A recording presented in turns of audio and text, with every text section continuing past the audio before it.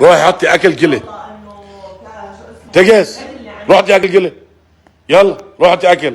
يلا هيا هذه اليوم، هيا هلا اليوم 22 الشهر هي عم تشتغل. روح حطي اكل كله تجهز. يلا حطي اكل يلا. Ani viidiyoo hedduu irratti hojjedhes ture. Viidiyoo hedduutu kan laphee nama cabsus jira. Garuu viidiyoon akka viidiyoo kanaa laphee keenya cabse hin jiru. Argitanii jirtanii micattii kana warra wal loltee ta'a. Garuu namtichi immoo deemi nyaata fudhadhuuti nyaadhu jedhaani. Argitanii jirtanii obboleeyyan kiyya micattii tana adeemsa seerraan akkasiin dhamaatee jirtu. Akkasii hiriir godhanii jiran akkasii rifattee jirtu irraan beeksisa jechuudha. Maaliin akka rifachiisan hin beeku yookaan madaamii sitti rifachiisee jira ta'a. Namtichi immoo garuu deemitii nyaata fudhadhuuti nyaadhu jedhaanii jira. Waan manni jedhu sanis qalbeeffataa hin jirtu. Asii achi lallaaltii yookaan ijoollee wallolii ta'ii yookaan ijoollee reebii ta'ii waatu jira jechuudha. Argitanii jirtanii wallaahi yaa rabbii kiyya dhamaatimmaan mana namaa kana keessatti ijoolleen keenya biyyarraa dhufa. Ijoolleen haarofti biyyarraa dhufa. Dhamaan rabbiin jalaa nu haa baasuun isiniin jedha obboleeyyan kiyya. Argitanii jirtanii dhugaa rabbii waan baay'ee qalbii nama cabsu jechuudha.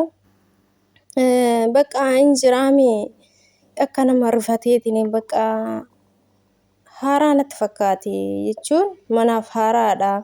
Bakka sodaa bakka jechuun sagalimmaan isaaniitu hagam akka nama sodaachisu hin beekan jechuudha. Ijoolleen keenya warri fatanaa hunda keessa darbitanii har'a geettaniitiin jirtan ni beektan jechuudha. Garuu ijoollee biyyarraa amma dhufaniif hundi isaanii haaraa. Macarrashaa sagaleen isaaniif haaraa. Ijji isaaniif haaraa. Fuulli isaaniif haaraa. Kuni kunumtuu jechuudha. Isaan rifachiisa ijoollee keenya. Beektan isaan. Jechuma noormaalii yoo sitti dubbatan waan kanatu godhi yoo siin jedhan hin iyyan waan lolan fakkaata sagaleen isaa.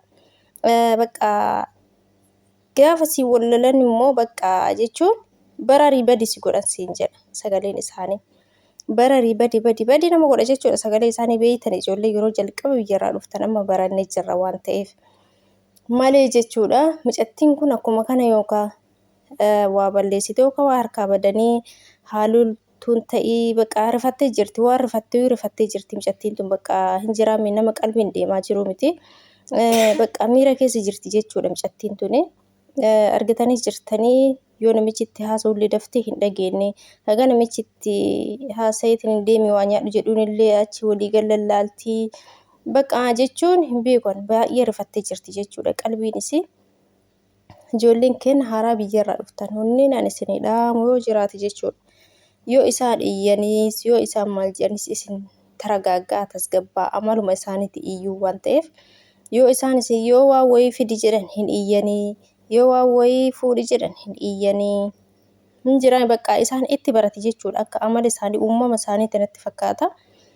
Kanaaf obboleeyyan kiyya bakka baay'een isaanii jechuudha harki irra caalu hin iyyan jechuudha.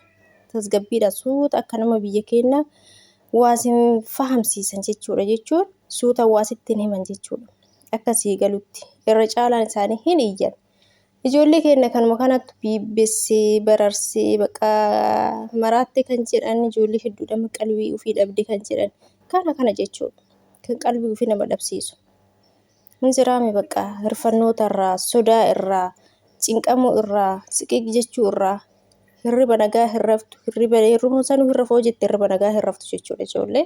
Maaliif sagalee iyyiinsa isaanii kana afoo kan deeman hedduutu jira jechuudha. Ijoolleen biyyarraa dhuftan warri haaraa biyyarraa dhuftan iyyiinsa isaanii kana ilaaltanii hin biibbayinaa hiriiri hin jedhinaan isiniin jedha. Amaluma isaaniiti yeroodhaaf hin iyyanii. Yoo waa badanii iyyuu miti yookaan lafatti akkanumaan hin iyyan isaan. Yoo waa badan immoo san caala. Kanaaf isin immoo bakka waan biraa isinitti fakkaatee hin rifatin baay'istaniin isiniin jedha obboleeyyan kiyya. Micattiin tun amma rifattee jirti wallaahi akkasii rifatti qaama isii irraan beeksisa fuula isii irraan beeksisa jechuudha rifachuun isii. Argatanii jirtanii bakka nama qalbiin deemaa jiru miti jechuudha micattiin qalbiin isii jechuun hin jiraami hin beeksisti jechuudha akkanumaan bakka sodaa qabdi jechuudha micattiin. Obboleeyyan kiyya hin sodaatinaan isiniin jedha isiniin jedhoo jiraate hin sodaatinaa mana isaanii yoo sintaniitiin hin jette waan isin harka badeetiin hin jedhin sodaatinaa. haa iyyan yeroodhaaf haa iyyan malee homaa isin hin godhanii sodaattanii bakka hin jiraame amala hollachuu bakka sodaachuu maal jechuu suutumaan tasgabbaa yoo sodaattan illee isin jedha ijoollee keenya maaliif waan namarra gahu hin beekani sodaa irraa erfannoota irraa wanni namarra gahu waa hedduu jechuudha. Kanaaf ijoolleen keenya yoo waan isin harka badan haa isinitti illee iyyan akka isin iyyitu beekaatumaan uf amansiisaa iyyitadha uf amansiisaa dursaate hirrifatinaa hin sodaatinaa isin jedha obboleeyyan kiyya. Daa'imattiin tun argaa jirtanii haaraa ni beeksifti akka haaraa biyyarraa dhufte ni beeksifti jechuudha. Rifannootuma isiirraa adeemsa isiirraa hin beeksifti akka haaraa biyyarraa dhufte warra isaan bira ture odoo ta'ee akkanaa miti yookaan dhaabattee taasifti yookaan dhaabbatti maal jetti isaanuu akkana hin godhan jechuudha. Kanaaf obboleeyyan kiyya ijoolleen biyyarraa dhuftan afaan isaan hin beeytan yeroodhaaf iyyinsa sagalee akkanaa isiniif haaraa. Kanaaf rifachuu hin qabda waanuma fedhe yoo ta'e hirrifatinaa isin jedha obboleeyyan kiyya. Isaanis ilma namaati waan ta'eef haa iyyan malee homaa isin gochuu hin danda'ani. Hirrifatinaa hin sodaatinaa isin jedha tasgabbaa suutumaan.